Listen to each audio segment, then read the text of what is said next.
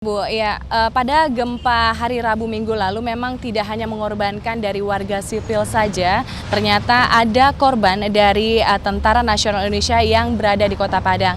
Nah, bagaimana dengan keadaan para tentara yang menjadi korban dari gempa pada hari Rabu lalu? Berikut adalah liputan selengkapnya.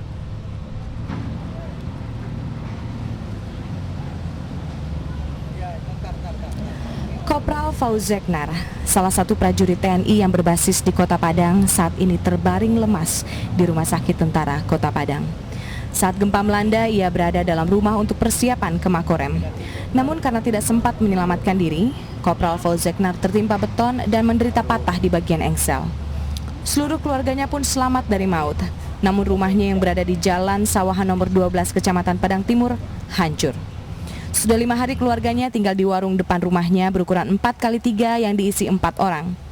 Istrinya Ilda Wilza tidak dapat menahan rasa sesak di dada karena harus menjalani hidup tanpa rumah dan setiap hari harus mengais barang-barang yang dapat diselamatkan di rumahnya.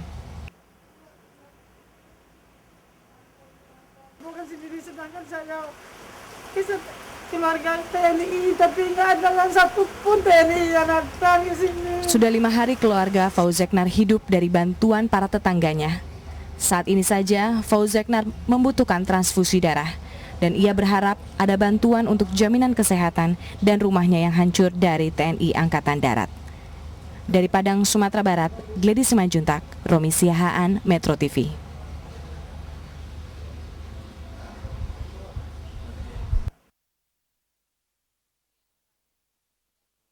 Ini merupakan hari jadi TNI yang ke-65 dan terkait dengan hari jadi TNI saat ini sudah hadir bersama saya yaitu Dandim 0312 Padang, Letkol Haris. Ya, selamat siang Letkol Haris. Nah, terkait dengan hari jadi TNI yang ke-65, apa yang menjadi spesial, apa yang membedakan hari jadi ini dengan hari tahun-tahun sebelumnya? Baik, terima kasih. Hari jadi TNI yang sekarang ini sangat spesial dan sangat luar biasa. Kita merayakan di daerah bencana, di mana tenaga, pikiran, fisik, dan semuanya TNI bisa dibutuhkan oleh masyarakat. Saya berterima kasih bahwa Kota Padang mendapatkan bencana, tapi TNI segera turun tangan, dan sampai sekarang sudah 1.760 prajurit TNI dan lagi akan datang dalam waktu dekat dari Yon Sikon 13 akan datang sebentar lagi, dan mereka bekerja siang dan malam. Mereka selalu mengutamakan untuk kepentingan yang lebih besar, yaitu untuk mengevakuasi korban-korban yang masih ada sekarang. Baik Pak, yang menjadi korban ada juga dari Tentara Nasional Indonesia kita. Bagaimana dengan jaminan kesehatan dan bahkan rumah mereka yang hancur? Baik, untuk anggota korban dan keluarganya, mereka sedang dirawat di rumah sakit, dan untuk jaminan kesehatan dan rumah-rumah yang hancur, dan kemarin juga sudah dikunjungi oleh Bapak Kasat, dan nanti akan ada petunjuk lebih lanjut, dan sekarang dalam proses pendataan yang akurat dan kita laporkan kepada beliau, mudah-mudahan ada solusi secepatnya. Apakah ada aset-aset dari TNI juga yang ikut hancur seperti asrama atau perkantoran? Cukup banyak aset-aset TNI yang ada di Padang, cukup banyak. Datanya juga cukup lengkap, nanti oleh rekan kami dan Densibang sedang mendata sekarang untuk dilaporkan segera, dan ini menjadikan prioritas terutama untuk anggota-anggota yang sekarang masih dalam tinggal di luar rumah. Ya, baik. TNI juga selain membantu evakuasi juga memberikan bantuan, namun bagaimana dengan mekanisme persebarannya Pak? Karena masih banyak daerah-daerah yang masih belum terjangkau bantuan dari TNI. Baik, untuk bantuan terpusat diterima oleh Satkorlak, di Kota Padang diterima oleh Satlak, dan penyebarannya diserahkan kepada Satkorlak dan Satlak. TNI membantu pendistribusian. Apakah ada upacara atau perayaan untuk hari jadi ini di Kota Padang sendiri Pak?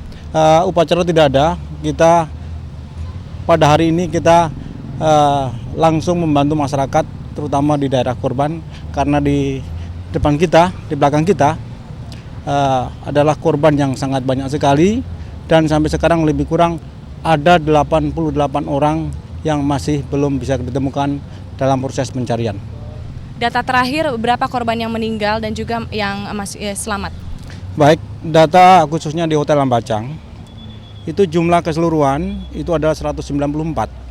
Terdiri dari tamu hotel ada 73, DKP 36, Prudensial 52, untuk anak-anak yang renang 5 orang dan karyawan 28. Ditambah dengan yang di ruangan biliar itu ada 30 orang. Jadi jumlahnya 224 orang. Sedangkan yang selamat adalah 123 orang.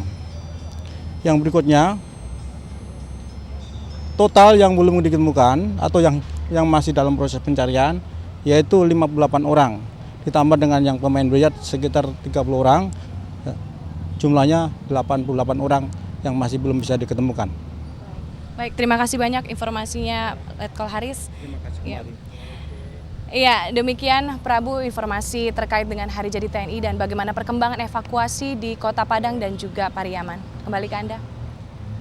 Ya, Tasya, Prabu dan juga pemirsa, memang untuk pengiriman barang bantuan yang memang masih tersisa di posko BNPB di Pangkalan Udara Halim Perdana Kusuma ini, pengiriman barang sangat dimaksimalkan, diusahakan akan ada 6 hingga 7 penerbangan baik dari pesawat milik TNI Angkatan Udara, bantuan pesawat dari Amerika dan juga dari Australia. Sementara sejak pagi tadi sudah ada 2 pesawat TNI Angkatan Udara yang sudah berangkat pada pukul 6 dan 9 pagi tadi, dan diusahakan nanti akan ada 4 pesawat dari Australia juga 1 dari Amerika. Namun memang hingga saat ini masih menunggu persiapan barang-barang bantuan yang masih dalam proses pengepakan untuk dimasukkan ke dalam pesawat, dan juga sambil menunggu keadaan cuaca agar lebih baik, karena memang sejak kemarin siang keadaan cuaca tidak bersahabat. Selain itu memang sebelumnya jumlah bantuan yang begitu banyak masuk ke posko BNPB di Halim Perdana Kusuma ini sempat membuat pihak BNPB dan juga TNI Angkatan Udara kewalahan dalam mengirimkannya ke Padang. Namun setelah kemarin diputuskan dengan antisipasi berupa pengalihan barang bantuan ke Pelabuhan Kolin Lamil Tanjung Priuk dan juga memaksimalkan penerbangan yang ada di Halim Perdana Kusuma ini, akhirnya 30 ton barang bantuan telah dialihkan ke Tanjung Priuk, sementara sisa yang ada sekarang ini hingga siang ini tinggal 29 ton, dan mudah-mudahan dapat semuanya dikirim hingga hari ini. Sementara itu, untuk prioritas pengiriman barang memang masih dititik beratkan pada obat-obatan, makanan, dan minuman. Sementara untuk penumpang diutamakan bagi para dokter dan sukarelawan yang memiliki skill khusus. Sementara itu juga tadi pagi telah diberangkatkan sukarelawan yang jumlahnya 6 dari Kanada. Dan berikut pernyataan dari Koordinator BNPB Yolak Dalimunte. Ada, diperkirakan 4 ke 5 sorti nanti. Jadi sisa yang kemarin itu kita utamakan. Nanti juga masih banyak barang dari BNPB, dari Depsos, dari Depkes. Kita tampung nanti. Semalam kemarin juga kita alihkan ke Tanjung Priok juga, Lamil. Karena tidak mungkin ke angkut lewat Halim semuanya. Ya, Tasya, Prabu. Iya, untuk aktivitas belajar mengajar sama juga seperti di Kota Pariaman, di Kota Padang ini, meskipun ada beberapa siswa yang memang sudah masuk sekolah, namun aktivitasnya masih sebatas pembersihan gedung sekolah dan juga masih sebatas menunggu dan melihat kondisi bangunan sekolah yang hancur, atau bisa dikatakan belum ada aktivitas belajar mengajar. Kami sempat memantau di beberapa sekolah di SDN 3, 4, 13 dan SDN 21 Kompa Damar Kota Padang. Beberapa guru sudah datang sejak pagi pukul 7, namun setelah menunggu selama 2 jam, tidak ada satu murid pun yang datang ke sekolah. Menurut para guru, kemungkinan para orang tua masih khawatir melepaskan anaknya datang ke sekolah. Pihak sekolah sendiri belum memberikan pengumuman resmi kepada orang tua mengenai kondisi sekolah pasca gempa yang masih tidak memungkinkan, dan mereka masih menunggu keputusan Dinas Pendidikan mengenai kegiatan belajar mengajar pasca gempa ini. Kami juga memantau di Sekolah Menengah Teknologi Industri Padang. Para murid dan guru juga masih terlihat menunggu, belum ada aktivitas di situ.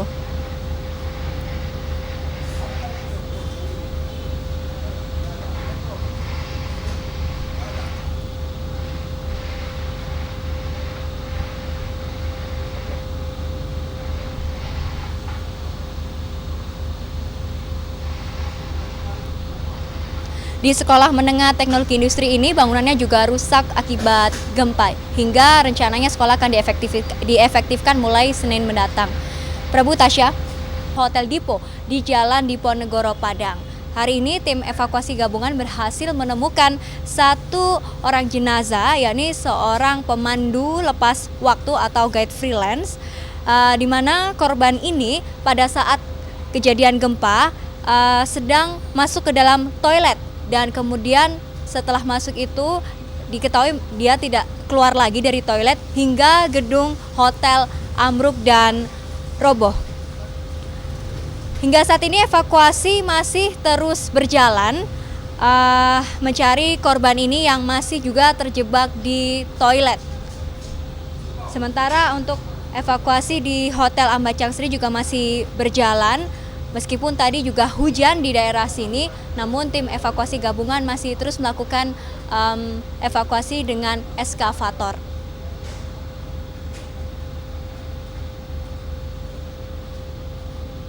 Prabu, Tasya. Ya, memang benar di tengah bencana ini masih ada pasangan yang terus melakukan rencana pernikahannya. Reporter kami Tommy Cokro dan juga kameraman Agung Mulyana sempat mengabadikan momen pernikahan ini. Tepatnya berada di Kelurahan Ampang, Kecamatan Kuranji, di RT 5 dan RW 3 di sana. Pasangan Erik dan juga Novriani ini terus melangsungkan pernikahan dengan alasan mereka terlanjur menyebarkan undangan, dan memang mereka sudah berencana melaksanakan pernikahan ini sejak jauh-jauh hari. Jadi mereka mengatakan bahwa pernikahan ini harus tetap dilangsungkan meskipun dalam kondisi duka. Anda bisa lihat pemirsa di layar, tampak wajah mereka yang masih malu-malu antara berduka dan juga gembira karena bisa melangsungkan pernikahan di tengah bencana seperti ini. Pernikahannya berjalan secara sederhana, sejumlah tamu tetap datang dan menikmati jalannya pernikahan.